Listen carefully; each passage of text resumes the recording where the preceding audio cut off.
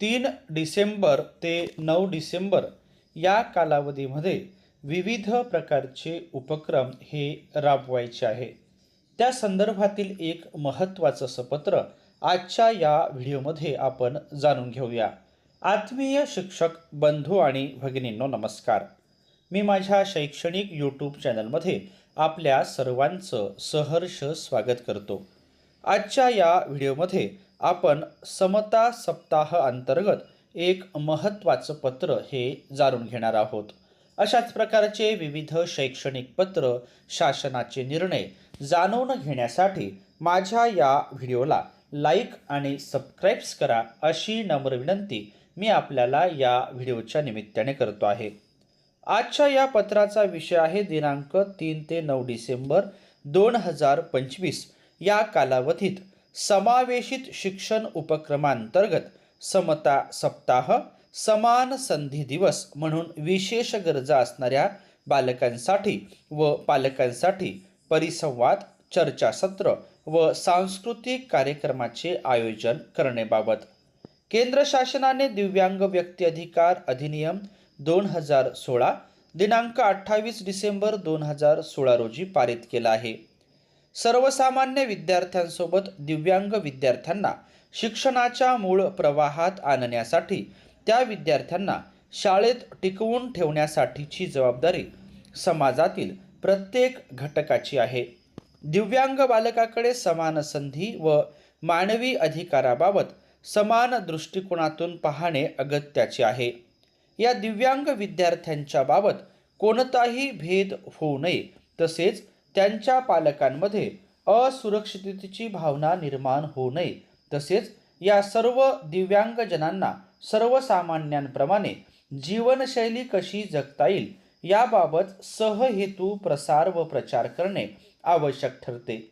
यासाठी दिनांक 3 डिसेंबर 2025 रोजी समता दिन व दिनांक 3 ते 9 डिसेंबर 2025 या कालावधीत समता सप्ताह साजरा करण्यात येतो.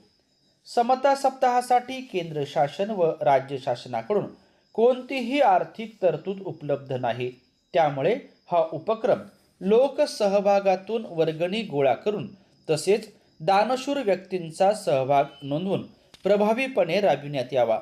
यासाठी विशेष गरजा असणाऱ्या बालक व पालकांसाठी परिसंवाद, चर्चासत्र, सांस्कृतिक कार्यक्रम, स्पर्धात्मक कार्यक्रम, दिव्यांग गुणवंत विद्यार्थ्यांची मुलाखत, ज्या दिव्यांगजनांनी आपल्या भागात विविध क्षेत्रात उत्तुंग भरारी घेतली आहे अशा व्यक्तींची मुलाखत घेऊन त्यांना या कार्यक्रमात सहभाग नोंदविण्याबाबत प्रवृत्त करावे, जेणेकरून अशा व्यक्तींचा आदर्श दिव्यांग विद्यार्थ्यांपुढे प्रेरणादायी ठरू शकेल.